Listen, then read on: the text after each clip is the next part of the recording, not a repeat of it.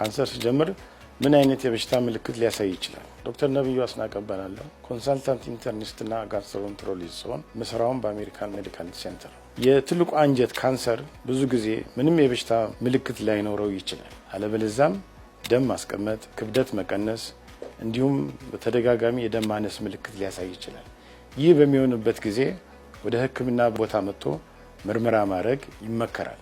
በተለይ እድሜያቸው ከ45 ዓመት በላይ የሆኑ ማንኛውም ወንድ ወይም ሴት በሚያደርጉት ምርመራ በሰገራ ምርመራ በኩል የሚታዩ አንዳንድ የደም መድማት ምልክቶች ከታዩ ምንም ሌላ የበሽታ ምልክት ባይኖርም የኮሎኖስኮፒ ምርመራ እንዲያደርጉ ምክር እንሰጣለን። ስለዚህ ደም የሚያስቀምጡት ከሆነ ተደጋጋሚ የሆድ ቁርጠት እንዲሁም ማስቀመጥ፣ ድርቀት፣ የክብደት መቀነስ፣ በተደጋጋሚ የደም ማነስ ምልክቶች ከታዩ ኮሎኖስኮፒ ምርመራ እንዲያደርጉ እንመክራለን።